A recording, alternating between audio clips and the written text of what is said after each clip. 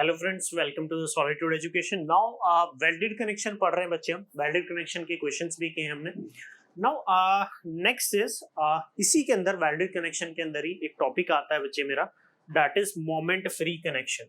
तो next heading डाल लीजिए, that is moment free connection. Moment free connection, ये अपनी नेक्स्ट हेडिंग डाल लीजिए कॉपी में। ठीक है, मोमेंट फ्री कनेक्शन के बारे में यहाँ पे थोड़ा सा अच्छे से डिटेल में डिस्कस करेंगे। और आपने अगर बच्चे ये पढ़ लिया टॉपिक मोमेंट फ्री कनेक्शन, तो ये मान लीजिए कि आपके एक क्वेश्चन फिक्स है। यहाँ से एक क्वेश्चन यहाँ से आपका बनेगा ही बनेगा इस टॉपिक से। बड़ा आसान टॉपिक है, ठीक है। मोमेंट फ्री कनेक्शन एक छोटा सा क्वेश्चन बनता है, ज्यादा बड़ा क्वेश्चन बनता नहीं, लेकिन अच्छा क्वेश्चन होता है। ठीक है, बड़ा अच्छा सा सवाल होता है। देखो मोमेंट फ्री कनेक्शन क्या होता है, सुनो पहले मेरी बात। मान ले बच्चों की ये मेरा ना ये मेरी गसेट प्लेट, सपोज करो now this is a gusset plate. ये मेरी गसेट प्लेट है, ठीक है। और इस गसेट प्लेट से मैंने ये मान लो कि चैनल सेक्शन अटैच कर रखा है। इस गसेट प्लेट से ये मैंने क्या कर रखा है, इस गसेट प्लेट से मैंने एक चैनल सेक्शन को अटैच कर रखा है लाइक दिस। ठीक है, इस गसेट प्लेट से मैंने चैनल सेक्शन को अटैच कर रखा है और मैंने ना यहाँ पे वेल्डिंग कर दी। ठीक है, मैंने इसको अटैच करने के लिए now we have done the welding on this portion. मैंने ये वाला पोर्शन क्या कर दिया बच्चे, नाउ वेल्डेड कर दिया। मैंने ये वाला पोर्शन क्या कर दिया, वेल्डेड कर दिया। ठीक है, नाउ वी हैव वेल्डेड। मैंने इधर भी वेल्डिंग कर दी और मैंने इधर भी वेल्डिंग कर दी। क्लियर है, मैंने क्या कर दी बच्चे, वेल्डिंग कर दी। मैंने वेल्डिंग कर दी इसके ऊपर कनेक्शन पे। मैंने इधर भी वेल्डिंग कर दी और मैंने इधर भी वेल्डिंग कर दी। क्लियर हुआ, समझ में? नाउ अब होता क्या है कि ये तो मेरा एक तरह से सेक्शनल व्यू था। अगर मैं साइड से देखता हूँ, साइड से देखूंगा तो बच्चे ये मेरी गसेट प्लेट हो गई। Now this is the gusset plate, ये मेरी गसेट प्लेट हो गई। और इस गसेट प्लेट के साथ में, इस गसेट प्लेट के साथ में ना मैंने जो कनेक्शन अटैच कर रखा है, now the connection is just a minute रुको, एक थोड़ा सा मिस्टेक कर रहे हैं इसमें। ठीक है, ये बच्चे मेरी गसेट प्लेट थी। ठीक है, इस गसेट प्लेट से मैंने क्या किया, now we have attach an I section. तो ये मेरा आई सेक्शन है। ठीक है बच्चे, ये मेरा आई सेक्शन था। Now this is the I section जो मेरे को अटैच करना है। ठीक है, इसका मतलब मैंने क्या किया हुआ है, मैंने बच्चे वेल्डिंग कर दी। मैंने वेल्डिंग कहाँ पे की हुई है, नाउ अलोंग द लेंथ। ठीक है, अलोंग द लेंथ आपकी वेल्डिंग कहाँ पे होगी, now this is the length of the welding. ये आपने वेल्ड कर दिया इस पोर्शन पे इधर, और इधर आपने इधर वेल्ड कर दिया, आपने इस वाले पोर्शन पे वेल्ड कर दिया। समझ में आ रही है बातें आपको? अरे समझ में आ रही हैं सभी को?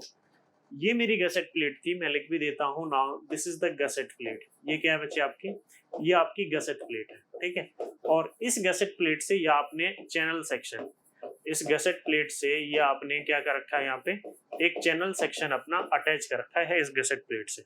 ये एक तरह से कह सकते हैं कि सेक्शनल व्यू हो। नाउ एक्स एक्स व्यू यानी कि क्रॉस सेक्शनल व्यू एक तरह से। ठीक है, और ये मेरा जो इधर यहाँ पे आपको दिख रहा है, now this is the side view. ठीक है, ये आपका साइड व्यू। क्लियर हुआ, ये बच्चे क्या है आपका, now this is the side view. समझ में आ रहा है? अब इस चैनल सेक्शन पे जब मैंने गसेट प्लेट अटैच की तो मैंने वेल्डिंग इधर भी कर रखी है। मान लीजिए L1 लेंथ पे इधर वेल्डिंग की और L2 लेंथ पे इधर वेल्डिंग की। क्लियर है? तो इस चैनल सेक्शन चूंकि सिमेट्रिक होता है, तो आपको सभी को पता है कि चैनल सेक्शन का जो मेरा CG होगा कहीं यहाँ पे लाई करेगा। ठीक है, अब मैं ये कह सकता हूँ कि जो CG की लाइन है, जो मेरी CG की लाइन है वो कहीं यहाँ से ऐसे पास करेगी। ठीक है, अब लोड अब इन दोनों का देखो, इन दोनों का CG मेरा लोड कहाँ पे लगा है, मेरा CG पे। Now this is the load. अब इन वेल्डेड कनेक्शन का देखो, इधर भी वेल्डिंग लेंथ L1 है, इधर भी वेल्डिंग लेंथ L2 है। एक तरफ वेल्डिंग लेंथ मैंने कर रखी है L1, दूसरे साइड मैंने वेल्डिंग लेंथ कर रखी है L2। इन दोनों का CG भी कहीं ना कहीं इसी लाइन पे लाई करेगा। इन दोनों का CG भी कहीं ना कहीं इसी पे लाई करेगा, इसी लोड वाली लाइन पे। तो इसका मतलब ये हुआ कि लोड और CG का वेल्ड, उन वेल्ड का CG, उन दोनों के बीच में कोई भी एसेंट्रिसिटी नहीं है। यानी कि जब एसेंट्रिसिटी नहीं है तो इसमें कोई भी एडिशनल मोमेंट जनरेट नहीं हो रहा है। और जब बच्चे इसमें कोई भी एडिशनल मोमेंट जनरेट नहीं हो रहा है तो ऐसे कनेक्शन को हम बोलते हैं मोमेंट फ्री कनेक्शन। क्या बोलते हैं? Moment free connection. क्लियर है? लेकिन ये सब क्यों हुआ? ये सब इसलिए हुआ क्योंकि ये चैनल सेक्शन था और चैनल सेक्शन सिमेट्रिकल होता है। लेकिन अगर बच्चे इस चैनल सेक्शन की जगह आपका चैनल सेक्शन की जगह मान लीजिए कि आपका ना आई सेक्शन होता, ये आपकी गसेट प्लेट हो गई, सुनो, ठीक है। Now this is the gusset plate, ठीक है। इस गसेट प्लेट से मैंने ना एंगल सेक्शन अटैच कर दिया, इस गसेट प्लेट से मैंने ये एंगल सेक्शन अपना अटैच कर दिया, क्लियर है। ये मेरी गसेट प्लेट थी, इससे मैंने एंगल सेक्शन अटैच कर दिया, तो मैंने भाई यहाँ पे वेल्डिंग करनी थी, मैंने इधर अपनी वेल्डिंग करनी थी। Now this is the welding portion, ठीक है। ये हमारे वेल्डिंग करनी थी और हमें यहाँ पे वेल्डिंग करनी थी, क्लियर है। मैंने यहाँ पे अपनी वेल्डिंग कर दी, ठीक है, ये मैंने वेल्डिंग कर दी इधर। अब इसका ये तो मेरा एक तरह से ये कह सकते हैं कि क्रॉस सेक्शनल व्यू था। Now this is the cross sectional view. और अगर मैं इसका लेंथ के लॉन्ग व्यू देखूं तो लेंथ के लॉन्ग व्यू की बात आती है। Now this is the view along the length, ठीक है, ये मेरा लेंथ के लॉन्ग व्यू आ गया, ठीक है। Now this is the view along the length, ये मेरा लेंथ के लॉन्ग व्यू आ गया, क्लियर हुआ। Now this is the angle section, ये आपका एंगल सेक्शन होगा लाइक दिस। एंगल सेक्शन कुछ इसी तरह का होगा ना बच्चे। Now this is the angle section and now this is the like this, clear हुआ।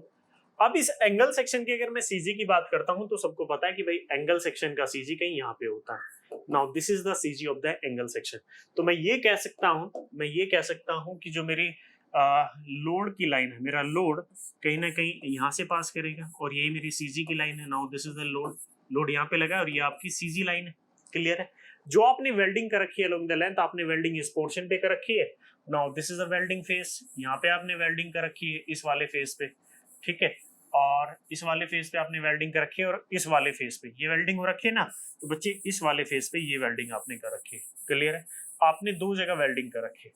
लेकिन अगर मैं इन दोनों के सीजी की बात करूंगा कि इन दोनों का सीजी कहाँ पे होगा वेल्ड का, तो इन दोनों का ये मान लीजिए L1 लेंथ पे क्या हुआ, ये L2 लेंथ पे क्या हुआ, तो इन दोनों का सीजी कहीं मिड में लाई करेगा, इन दोनों का सीजी कहाँ लाई करेगा, मिड में। Now this is the CG of weld, now this is the CG of weld. लेकिन वेल्ड के सीजी में और लोड के सीजी में दोनों के बीच कुछ ना कुछ डिफरेंस है। और वो डिफरेंस क्या क्रिएट कर रहा है, वो डिफरेंस आपका एक एडिशनल एसेंट्रिसिटी क्रिएट कर रहा है।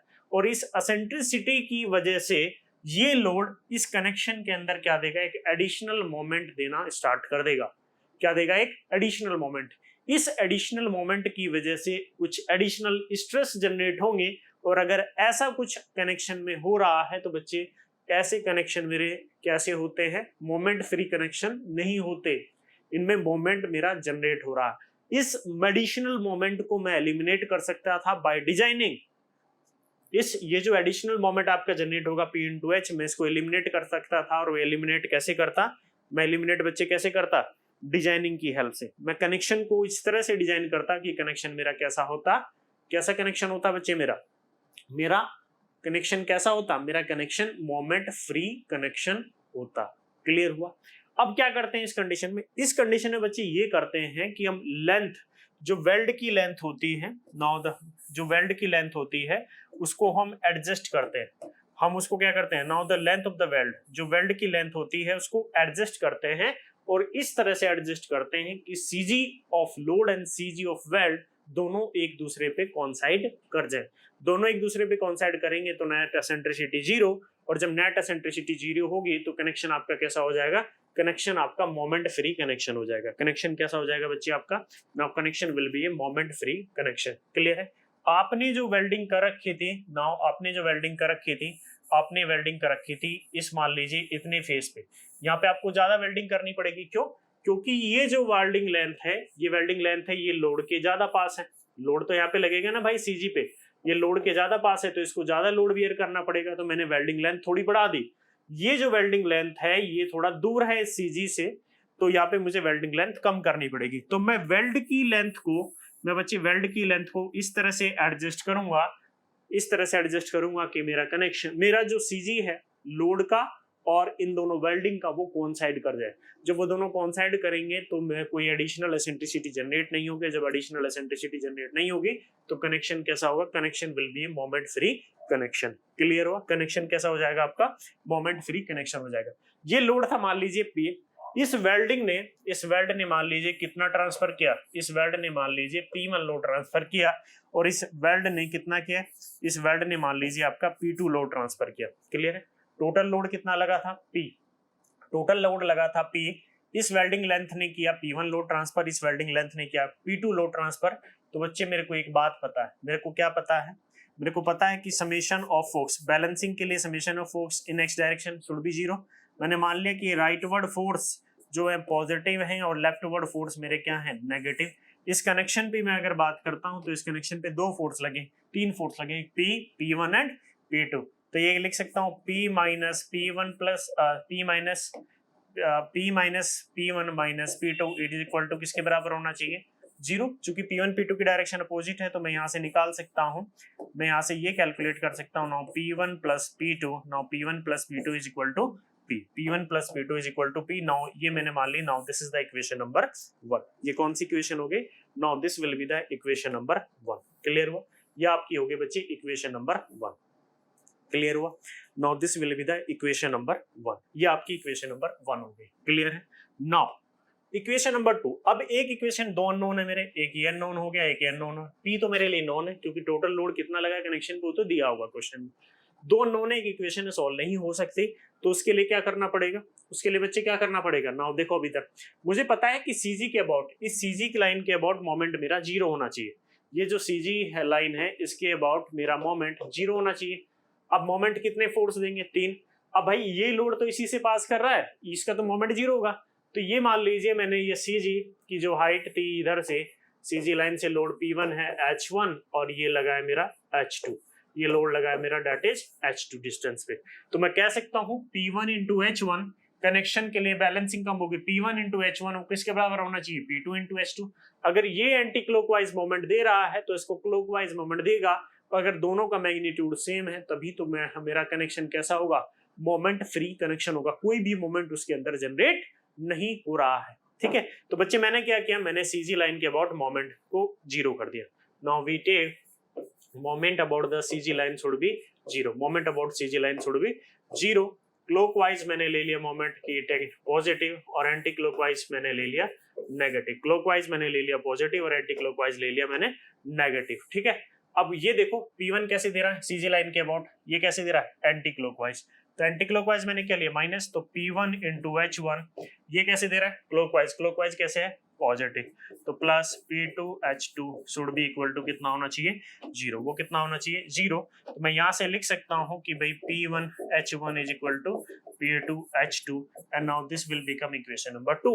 H1 H2 मेरे को नॉन होंगे, कैसे नॉन होंगे भाई, जो भी एंगल सेक्शन दिया होगा, जो भी कनेक्शन दिया होगा, इसकी CG तो बता रखा होगा ना कि CG इतनी डिस्टेंस है, बस टोटल लेंथ दी होगी, ये CG बता रखा होगा, ये निकालना है। H1 H2 आपको ऑलरेडी पता है, H1 H2 पता है, तो P1 P2 का एक इक्वेशन यहाँ से मिल गया, एक इक्वेशन यहाँ से मिल गया, दोनों को सॉल्व कर लेना। दोनों को सॉल्व करने के बाद, दोनों को अगर मैं सॉल्व करता हूँ on solving 1 and 2, on solving 1 and 2, मैंने दोनों इक्वेशन को सॉल्व कर लिया। दोनों इक्वेशन को सॉल्व करके मुझे किसकी वैल्यू मिल जाएगी, मुझे बच्चे P1 की वैल्यू भी मिल जाएगी और मेरे को P2 की वैल्यू भी नॉन हो जाएगी। मेरे को P1 भी पता चल जाएगा और P2 भी पता चल जाएगा। ठीक है, अब मुझे ये पता चल गया, मुझे बच्चे ये पता चल गया, मुझे क्या पता चल गया कि भाई इस वेल्ड को कितना लोड ट्रांसफर करना है P1 और इस वेल्ड को कितना लोड ट्रांसफर करना है P2। क्लियर है, ये मेरे को नॉन हो गया। अब मेरे को तो लेंथ निकालनी थी, कनेक्शन डिजाइन करना था, तो मेरे को एक और बात पता है कि जो लोड कैरिंग कैपेसिटी होती है किसी भी वेल्ड की क्या होती है, area of weld.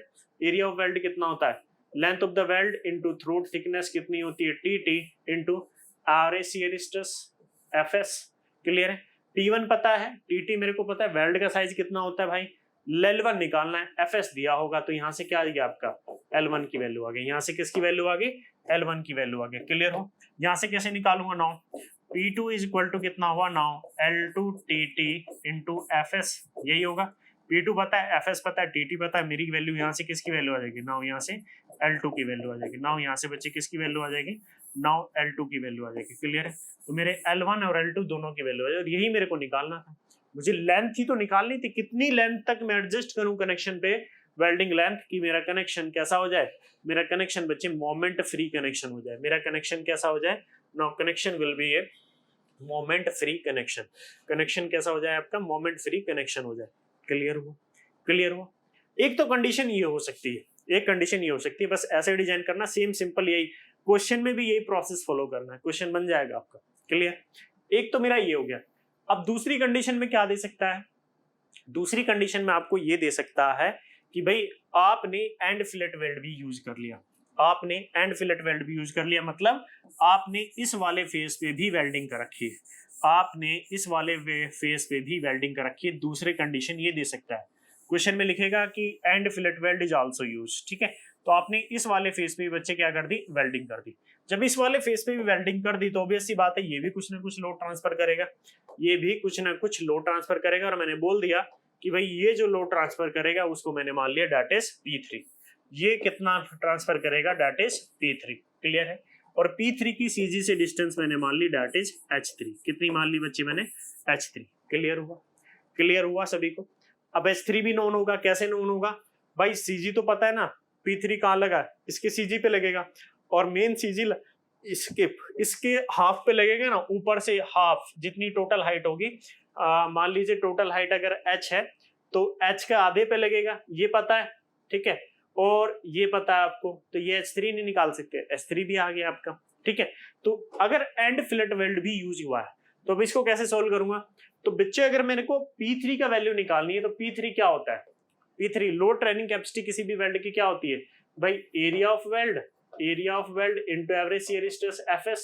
Area of weld कितना होगा, एरिया ऑफ वेल्ड कितना होगा, लेंथ कितनी मान ली मैंने, मान ली टोटल लेंथ है दैट इज h लेंथ है इनटू थ्रोट थिकनेस, ये मेरा हो गया area of weld into effective shear stress that is Fs। ये आपकी क्या वैल्यू आ गई, दैट इज ये आपकी P3 की वैल्यू आ गई, ये किसकी वैल्यू आ गई, P3 की वैल्यू आ गई, क्लियर है। यानी कि P3 मेरे लिए अननोन नहीं है, मेरे लिए नॉन है, क्योंकि मेरे को लेंथ भी पता है, भाई P3 इतनी हाई लेंथ पे तो रखा है, ये तो मुझे ऑलरेडी पता है, मुझे निकालना नहीं है, तो P3 मेरे लिए नॉन हो गया।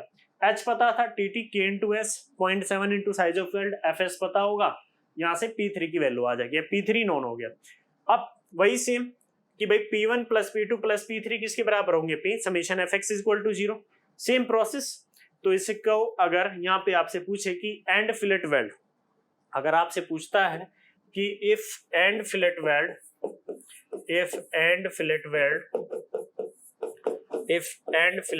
is also used, ठीक है, if end fillet wedge is also used, अगर end fillet weld भी यूज किया हुआ है तो उसके लिए भी क्या था, तो उसके लिए मैंने बताई थी इक्वेशन कि भाई x डायरेक्शन में फोर्स को क्या करते हैं 0, राइटवर्ड फोर्स आप ले लो पॉजिटिव और लेफ्टवर्ड फोर्स आप ले लो negative, rightward force positive, leftward negative, rightward में P लगा है वो पॉजिटिव, बाकी सब P1 P2 P3 left word लगे हैं तो -P1 -P2 -P3 it is equal to 0। तो यहाँ से क्या होगा ना, P1 plus P2 plus P3, P1 plus P2 plus P3 is equal to क्या होगा P। Now this will be the equation number 1।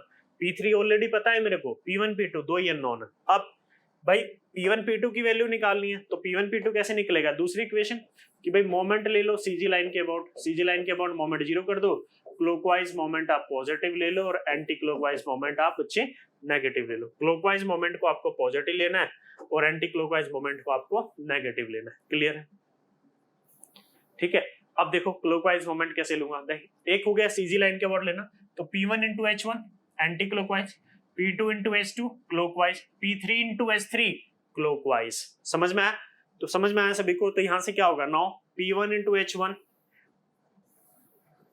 यहाँ से क्या ले सकता हूं मैं, P1 इंटू H1 कैसे दे रहा है एंटी क्लॉकवाइज, तो minus P1 into H1, P2 into H2 clockwise तो P2 इंटू H2, P3 तो P3 इंटू H3 वो भी क्या था क्लॉकवाइज इज इक्वल टू 0।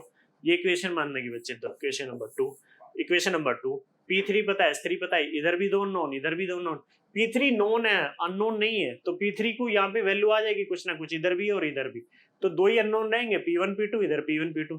यहाँ से दोनों को सॉल्व कर लो, यहाँ से सॉल्व करने के बाद क्या आएगा, यहाँ से बच्चे P1 भी पता चल जाएगा और P2 भी पता चल जाएगा, P1 आ गया P2 आ गया, उसके बाद क्या कर सकते हैं, P1 भी आ गया P2 भी आ गया, उसके बाद क्या निकालना, लेंथ निकालनी, तो P1 इज इक्वल टू क्या होता है L1 into TT into area shear stress Fs, और P2 क्या होता है, P2 is equal to L2 TT Fs, यही होता है, ठीक है।